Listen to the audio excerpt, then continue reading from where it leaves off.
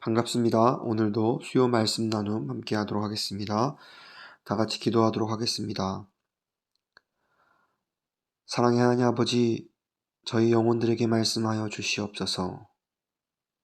예수 그리스도를 통하여 우리에게 계시된 그 은혜의 복음이 지금을 살아가는 우리에게 날마다 새로움으로, 생명으로, 양식으로 다가오게 하여 주시옵고, 우리가 그 양식 없이는, 그 생명의 속함 없이는 우리가 단 한순간도 살아갈 수 없음을 고백하며 우리에게 허락된 이 삶을 살아가게 하여 주시옵소서. 주님, 우리에게 속한 상황과 환경, 나에게 느껴지는 감정, 나의 어떠한 것을 생각하면 참 어둠이고 죽음이고 사망입니다, 주님. 하지만 그런 우리의 옛사람과 함께 십자가에 못 박혀 죽으시고 다시 사신 그 예수 그리스도의 그 부활의 그 생명의 사실을 우리가 보고 듣고 묵상하고 먹을 때마다 우리는 지금을, 오늘을, 앞으로를 살아갈 힘을 하나님이 주셨다 함을 우리는 깨닫습니다, 주님. 우리가 그 생명으로 말미암아 이 현재를, 미래를 살아가는 우리 되게 하여 주시옵소서. 또한 나만 그 생명을 얻은 자로서 생명을 누리며 사는 것이 아니라 우리에게 분명한 생명이 있다면 이 좋은 것을, 이 귀한 것을 우리 주위에 있는 영혼들에게, 이 세상에 전하여 예수 그리스도를 머리 삼은 몸된 교회로서 이 생명을 서로 먹고 나누며 교통하는 참 교회, 참 하나님의 나라를 또한 경험하는 우리의 삶 될 수 있도록 우리의 지경과 우리의 삶의 반경을 넓혀 주시옵소서. 그렇게 예수 그리스도를 통하여 그 신비의 진리를 우리가 깨달아갈 때 그것만이 이 세상을 살아감에 있어서 참된 목적이요 이유고 그것이 우리에게 참된 기쁨임을 우리는 날마다 고백합니다, 주님. 그 고백이 영원까지 있게 하여 주시옵소서. 감사하며 예수님의 이름으로 기도드렸습니다. 아멘. 오늘 함께 나눌 말씀은 요한일서 1장 8절에서 10절까지 말씀입니다. 요한일서 1장 8절에서 10절까지 말씀입니다. 함께 읽겠습니다. 만일 우리가 죄 없다 하면 스스로 속이고 또 진리가 우리 속에 있지 아니할 것이요 만일 우리가 우리 죄를 자백하면 저는 미쁘시고 의로우사 우리 죄를 사하시며 모든 불의에서 우리를 깨끗게 하실 것이요 만일 우리가 범죄하지 아니하였다 하면 하나님을 거짓말하는 자로 만드는 것이니 또한 그의 말씀이 우리 속에 있지 아니하니라. 아멘. 제가 한 예를 좀 말씀드리고자 합니다. 우리 대한민국이 축구 월드컵에서 우승을 했어요. 얼마나 기쁠까요? 과거에도 우리가 몇 강에서 많은 대진표상, 많은 결승에 가까운 등수로 올라간 적이 있었습니다. 그때 대한민국이 들썩했죠. 그런데 만약에 결승에 가서 우승을 했어요. 대한민국 사람이라면 얼마나 기쁠까요? 이 기쁜 소식을 가지고 예를 들어 한국의 차이나타운에 갔어요. 그리고 중국인이 운영하는 음식점에 들어가 많은 사람들이 식사하고 있는 자리에서 대한민국이 이겼습니다 라고 소리를 친다면 거기서 식사를 하고 있던 중국인들이 정말 기뻐할까요? 참으로 기뻐할까요? 진짜 중국인이라면 한국을 호감 가지고 한국에 긍정의 마음을 갖고 있는 사람들은 조금 기쁠 수 있어요. 하지만 중국인들은 대한민국 자국민이 아니기 때문에 별로 그렇게 그들에게 기쁜 소식이 아닐 거예요. 그런데 이 결승 소식을 모르고 있던 한국인들이 모여있는 곳에 가서 결승을 기다리고 있는 그들에게 대한민국이 우승했습니다 라고 소리친다면 정말 기뻐할 거예요. 그 이유는 그 소식이 바로 나의 소식이기 때문이에요. 우리나라의 소식이기 때문이에요. 우리 자국의 소식이기 때문입니다. 제가 이 예시와 비유를 든 것은 참 기쁜 소식이라는 것은 나에게 해당되는 소식이어야지만 참 기쁜 소식이에요. 나에게 해당되지도 않는 소식이 어떻게 나에게 기쁜 소식일 수 있겠습니까?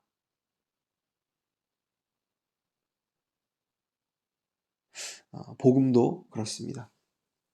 복음, 가스펠, 기쁜 소식, 굿뉴스.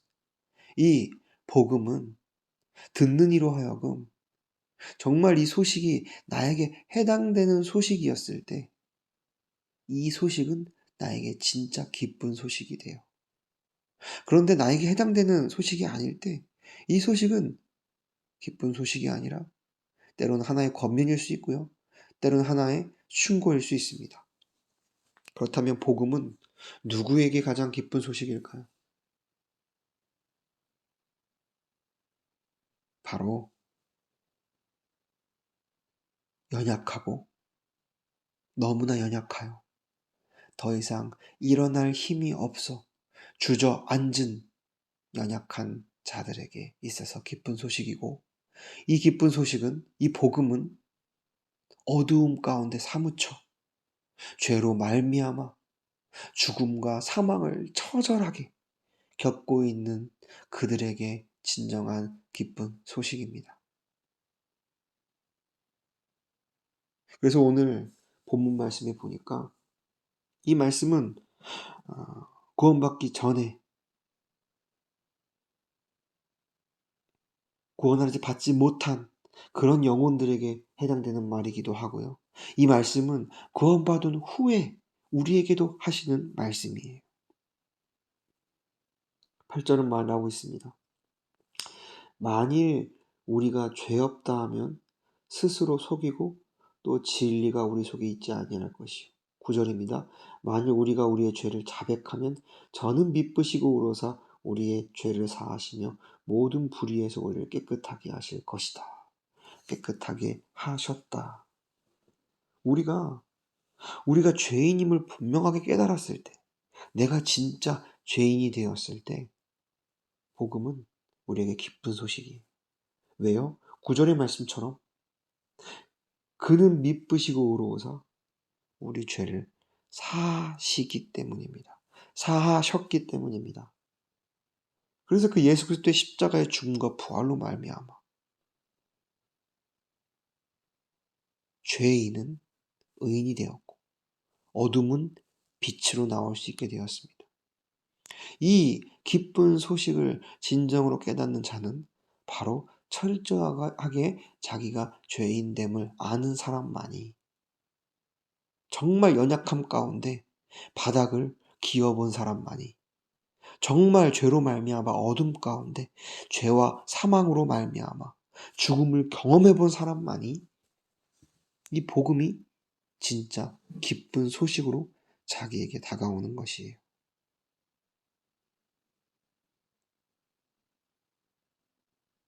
그래서 성경은 정말 자기가 죄인임을 깨달은 자들, 그들을 은혜 가운데 있는 자들, 아주 복된 자라고 말하고 있습니다. 그래서 이 말씀은 죄로 말미암아 죽음을 경험한 자들에게 참 기쁜 소식이에요. 여러분들도 복음이 여러분들에게 기쁜 소식입니까? 혹여나 나에게 기쁜 소식이었습니다 소식입니까? 아니면 지금도 여전히 나에게 기쁜 소식입니까? 정상적인 그리스도인이라면, 그 안에 예수 그리스도의 생명이 있다면 과거에도 분명 확실하게 내가 죄인임을 경험하고 그 죄를 사하신 예수 그리스도의 은혜가 참 나에게 기쁜 소식이었지만, 지금을 살아가는 현재도 이 복음은 동일하게 나에게 기쁜 소식이 되고 있을 줄 믿습니다.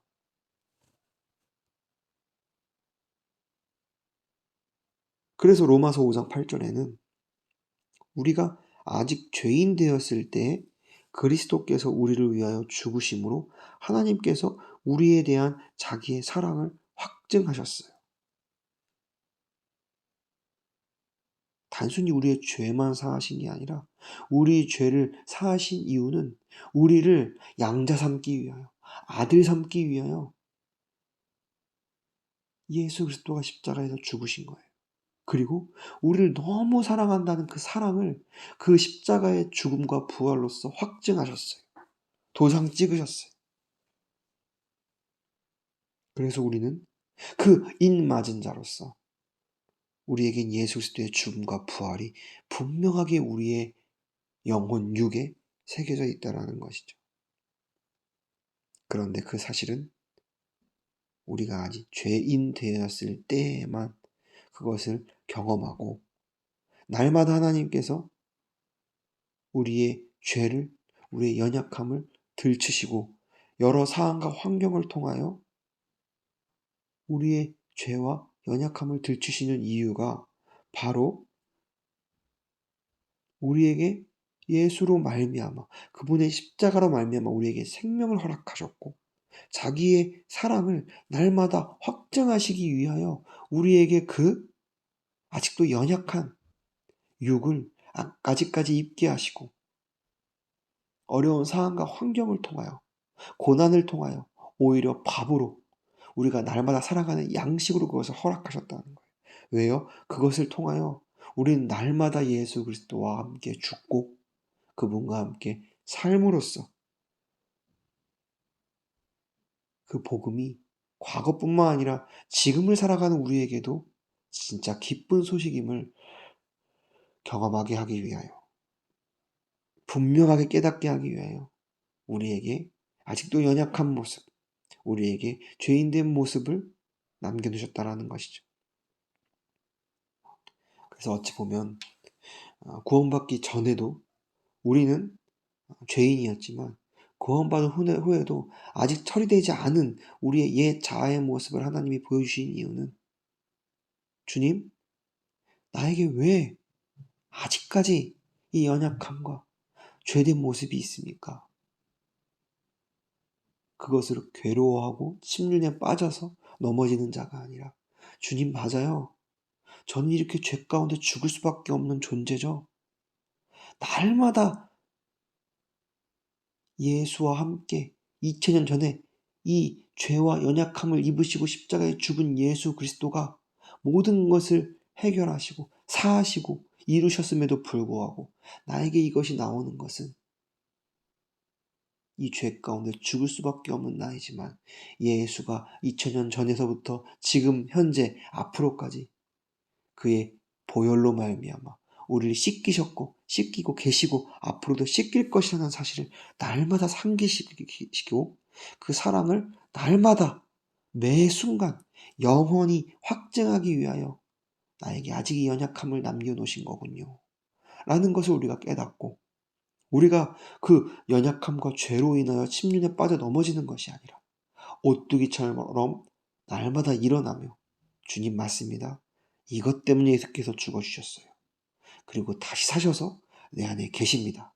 이것은 허상입니다. 이건 살아있는 것처럼 보이지만 가짜입니다. 진짜는 내 안에 계신 예수 그리스도입니다. 그분만이 나에게 참 생명입니다. 라는 사실을 날마다 깨닫게 하기 위하여, 그 사랑을 날마다 느끼게 하기 위하여 주님께서 우리에게 아직 연약한 몸과 처리되지 않은 옛자의 모습을 조금씩 보여주시는 것입니다. 만약 그것이 없다면 우리는 교만하고 자만할 거예요. 난 다 이룬 자야. 물론 예수 안에서 이루어졌죠. 하지만 예수 없이는 우리는 이룰 수 없는 자입니다. 하지만 우리가 그것을 오해하고 곡해한다면 난 이미 다 끝났어. 그리고 속이는 거예요, 나 자신을. 나는 죄가 없어. 예수 안에서는 없어요. 하지만 예수 안이 아니라면 우린 여전히 죄 가운데 살 수밖에 없는 그런 자들이에요. 아직 육신을 입고 있기에. 그래서 혹여나 우리가 오늘 본문 8절의 말씀과 같이 만일 우리가 죄 없다 하면 그것은 스스로 속이는 것이다. 우리는 정직한 영으로 우리의 날마다 우리의 온 존재를 새롭게 하는 우리가 되기를 소망합니다. 그리고 몸된 지체 앞에서도 날마다 꺼내놓고 고백하기를 원해요. 저에게 아직 이 부족하고 연약하고 죄된 본성이 남아있더라고요. 아직 처리되지 않은 옛자의 모습이 있어요. 예수 안에서는 이게 모든 것이 처리되었지만 예수 안에 있지 않을 때 나는 자꾸 이게 나오더라고요. 저 안에 여전히 이게 있어요. 또 올라와요. 고백하고 우리가 자백하면 저는 미쁘고 의로우사 우리의 죄를 과거에서뿐만 아니라 지금 현재 앞으로의 죄까지 사하신다라는 것이죠. 그래서 우리는 날마다 진리 안에 우리의 자신을 가두고 그 안에 우리의 자신을 내어 맡길 때 우리는 날마다 자유를 맛보게 되는 것입니다. 그런데 우리가 그런 연약한 모습, 죄된 본성이 있음에도 불구하고 그것을 감추고 속인다면, 나 자신을 속인다면 그것은 하나님이 기뻐하시지 않는 것이고 그것은 진리가 우리의 속에 있지 않다라고 말하고 있습니다. 또한 우리가 만약 범죄하지 아니하면 하나님을 거짓말하는 자로 만드는 것이니 또한 그의 말씀이 우리 속에 있지 않다고 말하고 있어요. 저와 여러분들 안에 예수 그리스도가 생명이 하나님의 말씀이 있다면 우린 날마다 정직한 영으로 새롭게 되어 주님, 제가 또 이런 모습, 이런 게 나와요. 근데 이거 예수 안에서 끝난 거죠. 자꾸 나에게 이것이 진짜인 것처럼 진리인 마냥 나를 속이고 나를 사로잡으려고 합니다. 이것 예수 안에서 다 처리된 것입니다. 라고 주 앞에 자백하고 고백할 때 우린 날마다 우리의 영이 새로워지고 자유함 가운데 나아가는 부활의 열매로 맺어지는 우리의 삶이 될 줄을 믿습니다.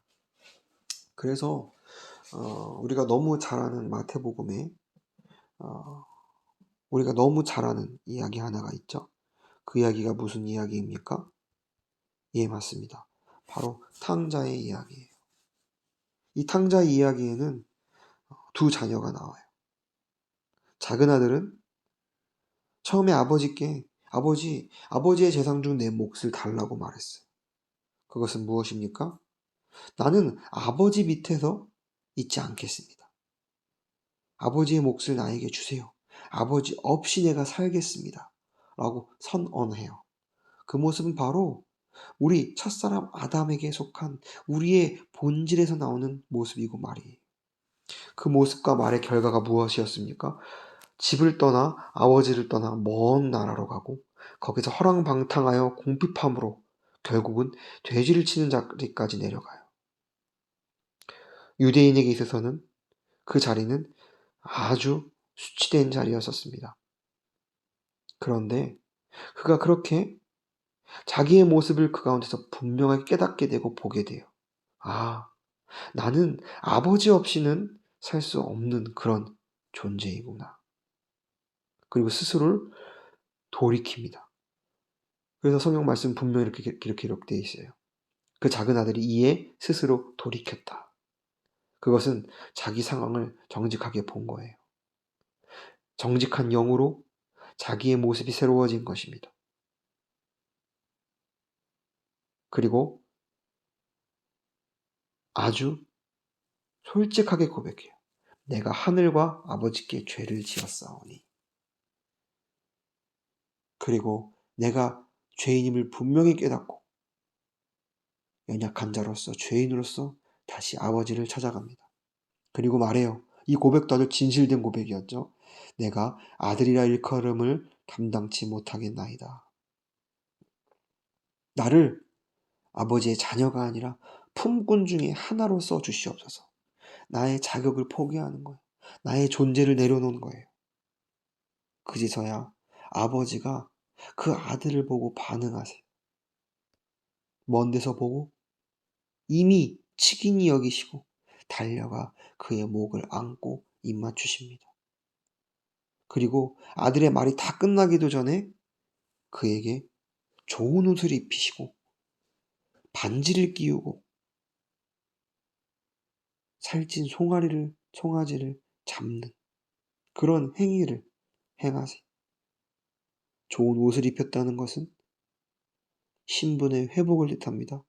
그에게 반지와 가락지를 꼈다는 것은 너는 내 가문의 권위와 소속을 이을 자라는 거예요.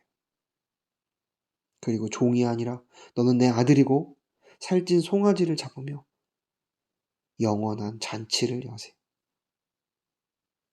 참 이 작은 아들의 이 모습, 그의 삶을 돌아보면 우리 그리스도인들의 삶을 담고 있어요. 저와 여러분도 여러 가지 사안과 환경을 통하여 내가 죄인임을 깨닫게 되는 과정들이 분명히 있었을 거예요. 그 상황과 환경은 결국은 나의 죄로 말미암은 것들이었는데 그 과정을 통하여 내가 꼭 지옥에 갔다 온 자처럼, 내가 이미 죽은 자처럼 죽음과 사망을 철저하게 맛봤을 때 그제서야 예수 그리스도의 그 십자가의 구속의 사실, 그 복음이 나의 소식으로 들려지는 거예요. 난 이렇게 죽을 수밖에 없는 자인데 그런 나를 위해서, 그런 연약한 그런 죄인된 나를 위해서 예수께서 십자가에서 연약한 자로서 죄인으로서 십자가에 죽으셨구나. 내가 달려야 할 십자가에 그분이 대신 달리셨구나. 그리고 3일 만에 다시 사셔서 나에게 찾아오셨구나. 나에게 새 생명을 주셨구나.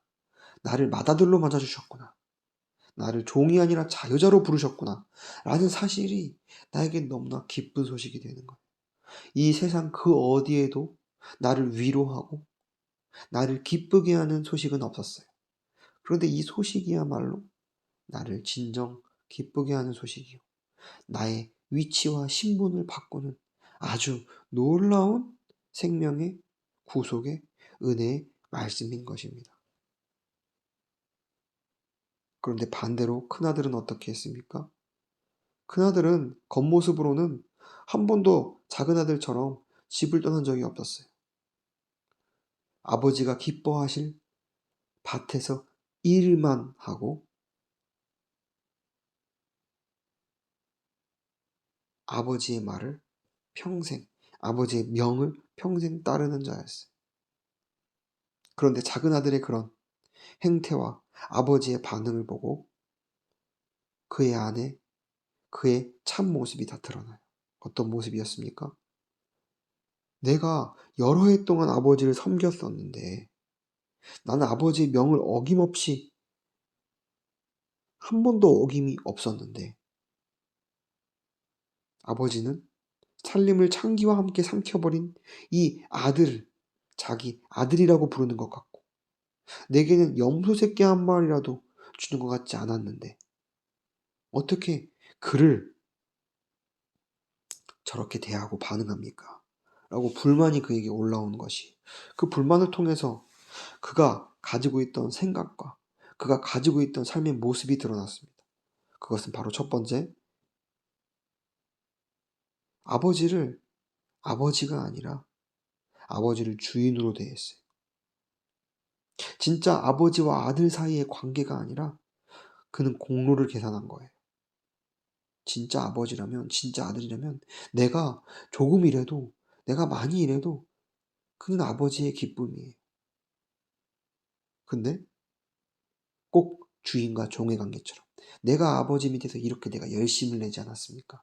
자기 스스로 아버지를 주인의 위치로, 자기를 종의 위치로 관계를 정립했던 것입니다.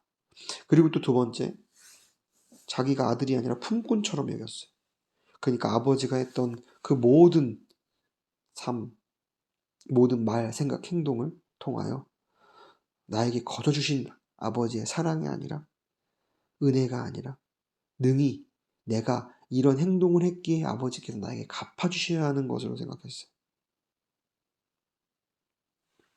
그런데 아버지는 그런 그의 모습을 보시고도 권하십니다. 애야, 너는 항상 나와 함께 있으니 내 것이 다 내 것이지 않냐.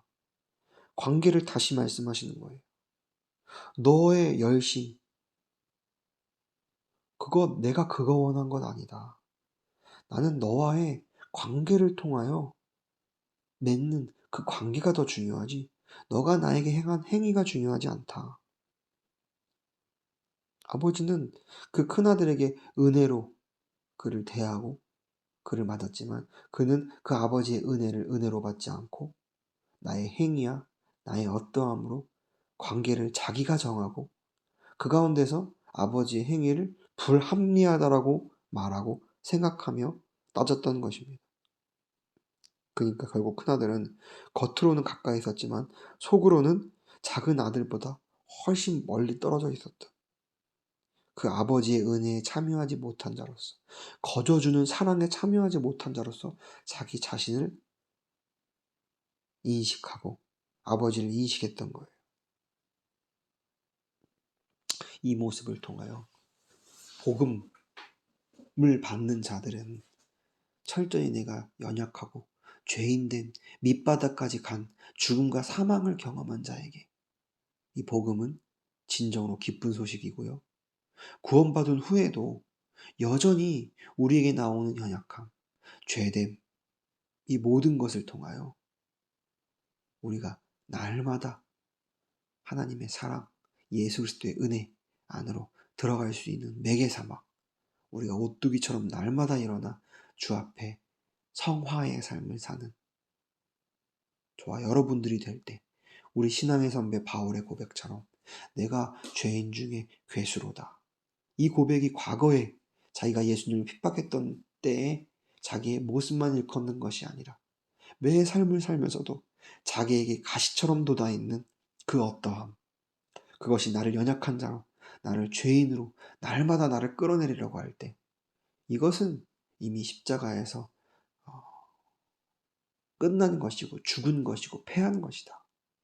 그것이 나를 구속하고 속박할 수 없다. 난 이미 자유자다. 끊임없이 내 삶 가운데 매시, 매분, 매초 나에게 죄가 엄습하여 오는 것처럼 느낄 때 우리는 그것을 이미 죽은 것으로, 끝난 것으로, 패한 것으로 여기고 내 안에 계신 예수 그리스도만이 참 생명이고 그 생명을 통하여 사는 것이 하나님께 영광임을 우리가 고백할 때 우리는 더 이상 죄에 짓눌린 자가 아니라, 사망에 거하는 자가 아니라 예수 그리스도의 생명 가운데 날마다 오뚜기처럼 일어나 독수리처럼 날개쳐 올라가는 그런 저와 여러분들이 될 줄을 믿습니다.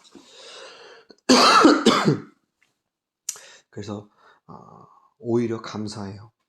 저도 그래요. 신앙생활을 한 지가 오랜 시간이 지났음에도 불구하고 여전히 내 자신을 보면 부족해요. 연약해요. 어둠이 있어요. 그런데 그것만 바라보면, 그것이 나의 생명으로 그것이 인식되고 묵상되면 끊임없이 그냥 우리의 영혼은 어둠입니다. 하지만 그것은 이미 십자가에서 끝난 것으로 우리가 날마다 부인하고 우리가 털어버릴 때 우리는 그 예수 그리스도의 십자가를 더 깊이 알게 되고 그 사랑의 확증이 우리의 존재에 날마다 깊게 새겨지고 증거되는 저와 여러분들의 삶이 되기를 될 줄을 믿습니다. 기도하겠습니다. 사랑의 하나님 아버지, 복음이 여전히 우리에게 기쁜 소식인가 우리 자신에게 묻는 시간들이었습니다. 혹여나 이 복음을 우리가 조금이라도 부끄러워하고 불편해하고 있다면 그 이유는 바로 아직도 내가 살아 움직인다는 증거요. 내가 예수와 함께 죽지 않았다라는 반증임을 우리가 다시 한번 어, 주님의 말씀을 통하여 비춤을 받고 있습니다. 주님, 그런 나는 죽었습니다. 그런 나는 예수 그리스도와 함께 십자가에서 끝났습니다. 다시 사신 예수가 내 안에 계시니 그 부활의 영이 생명이 내 안에 있으니 우리가 그것 의지하고 그것 붙들고 나아가는 우리의 삶 되게 하여 주시옵고, 그렇게 우리의 삶이 지속되고 큰 예수로 말미암아 큰 권능이 우리 가운데 임할 때 우리는 이제는 박차고 일어나 예수의 몸된 지체로서 정말 신의 성품에 참여한 자로서 우리의 모든 인격이, 우리의 모든 존재가 예수화되어 작은 예수로서 이 땅을 능히 살아가는 우리가 될 줄을 믿습니다. 그것이 하나님 아버지께 영광이요 그분의 기쁨인 줄 알고 있으니 우리가 그 삶 살게 하여 주시옵소서. 감사하며 예수님의 이름으로 기도드렸습니다. 아멘.